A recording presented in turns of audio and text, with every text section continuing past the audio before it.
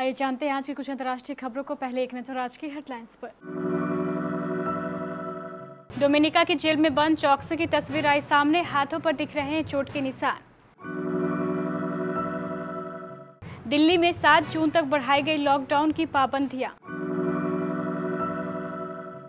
दूसरी लहर में डबल स्पीड से कम हो रहा कोरोना, पीक के सिर्फ 3 हफ्ते बाद ही 50% तक घट गए डेली केस। बाबा रामदेव के खिलाफ शिकायत वापस लेने के लिए आईएमए ने रखी शर्त। कोरोना से मरे लोगों के लिए पीएम मोदी का बड़ा ऐलान। अकेले में मिले जीतन राम मांझी और मुकेश सहनी तो उड़ने लगी चर्चा। बिहार के लिए मुसीबत बनता जा रहा ब्लैक फंगस, कल मिले 32 नए संक्रमित। केआरके ने सलमान के बाद अब लिया मीका सिंह से पंगा, सिंगर बोले केस नहीं सीधा झापड़ दूंगा। तारक मेहता का उल्टा चश्मा की बबीता जी की और बढ़ी मुश्किलें। और सागर राणा हत्याकांड, सुशील कुमार को एक और झटका, पुलिस रिमांड 4 दिन और बढ़ी।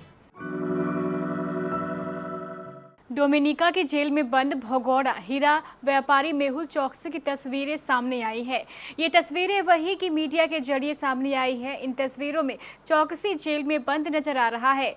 डोमिनिका की अदालत ने भगौड़े हीरा कारोबारी मेहुल चौकसी को अगले आदेश तक कैरिबियाई द्वीपीय देश से कहीं और भेजने पर रोक लगा दी है। चौकसी को डोमिनिका में अवैध रूप से प्रवेश करने पर हिरासत में लिया गया था।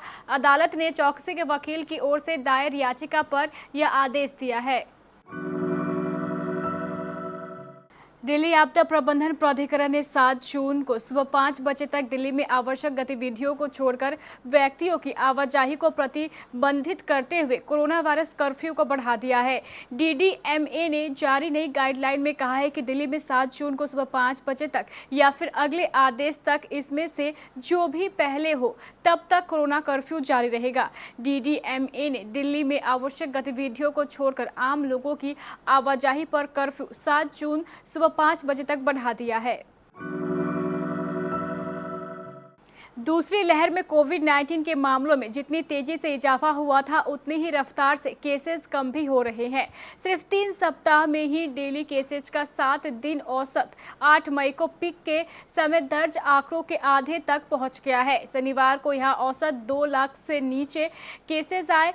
एक निजी चैनल के हिसाब से कोविड डेटाबेस के अनुसार यह आंकड़ा पीक के वक्त 3,91,263 था। दूसरी लहर में औसतन डेली केसेज 50% गिरावट पहली लहर के मुकाबले आधे समय में दर्ज की गई है। योग गुरु बाबा रामदेव और इंडियन मेडिकल एसोसिएशन के बीच जारी खींचतान के बीच आईएमए के राष्ट्रीय प्रमुख डॉक्टर जे जयलाल ने शुक्रवार को कहा है कि एसोसिएशन रामदेव के खिलाफ नहीं है। उन्होंने कहा है कि योग गुरु द्वारा आधुनिक चिकित्सा के खिलाफ अपनी टिप्पणी वापस लेने के बाद पुलिस शिकायत वापस ले ली जाएगी। जयलाल ने न्यूज एजेंसी पीटीआई से कहा है कि योग गुरु बाबा रामदेव के खिलाफ हम नहीं है। उनके बयान कोविड-19 के टीकाकरण के खिलाफ है। हमें लगता है कि उनके बयान लोगों को भ्रमित कर सकते हैं, उन्हें विचलित कर सकते हैं। यह हमारी बड़ी चिंता है क्योंकि उनके कई अनुयायी हैं। केंद्र सरकार ने शनिवार को कोविड-19 के चलते जान गंवाने वालों के आश्रितों को पेंशन दिए जाने सहित कई अन्य सुविधाएं प्रदान किए जाने की घोषणा की है। प्रधानमंत्री कार्यालय की ओर से जारी एक बयान में कहा गया है कि आश्रितों के लिए पेंशन के अलावा सरकार कोविड-19 से प्रभावित परिवारों के लिए बढ़ा हुआ है उदारीकृत बीमा मुआवजा सुनिश्चित करेंगी। प्रधानमंत्री मोदी सरकार ने कहा है कि इन कदमों से वित्तीय संकटों का सामना कर रहे परिवारों की परेशानियां कम होंगी। उन्होंने कहा है कि सरकार कोविड-19 पीड़ितों के परिवार के साथ खड़ी है। पीएमओ ने कहा है कि ऐसे पीड़ित परिवार सम्मान का जीवन जी सके, इसके लिए कर्मचारी राज्य बीमा निगम की पेंशन योजना को उनके लिए भी विस्तारित किया जा रहा है जिनकी मौत महामारी से हुई है।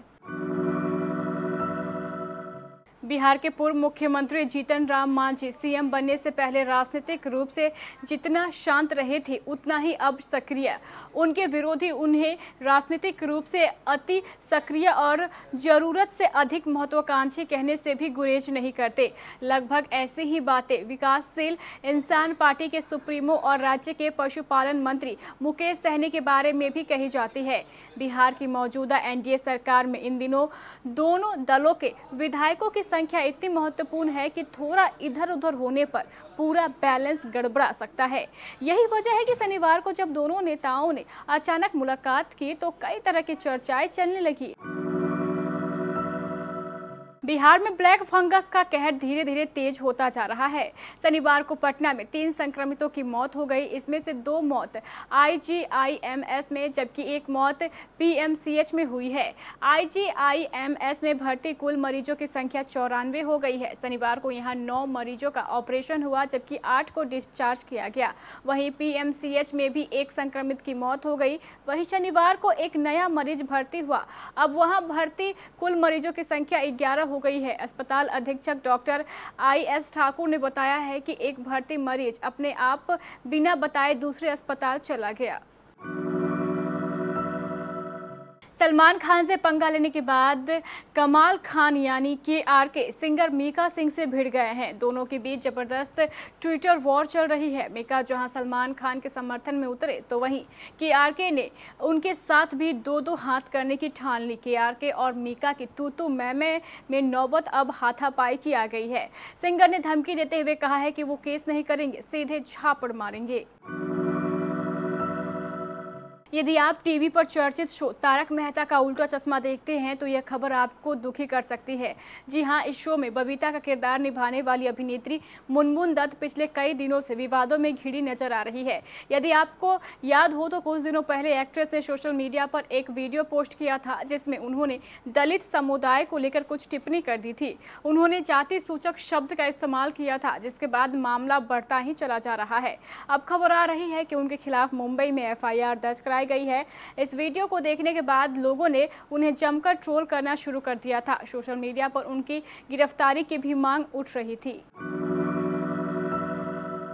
दिल्ली की रोहिणी कोर्ट ने छत्रसाल स्टेडियम में हुई 23 वर्षीय पहलवान सागर राणा की हत्या के मामले में गिरफ्तार मुख्य आरोपी ओलंपिक पदक विजेता अंतर्राष्ट्रीय पहलवान सुशील कुमार और उनके साथी अजय बकरवाला की पुलिस रिमांड अवधि 4 दिन और बढ़ा दी है। सुशील और अजय की 6 दिन की रिमांड खत्म होने के बाद कल इन दोनों को अदालत में पेश किया गया था। पुलिस ने इस हत्याकांड से जुड़े कई जरूरी पहलुओं की जांच के लिए और 7 दिन की रिमांड मांगी थी, लेकिन अदालत ने सिर्फ 4 दिन की रिमांड मंजूर की है। पुलिस ने कहा है कि सुशील कुमार से और भी पूछताछ की जानी है।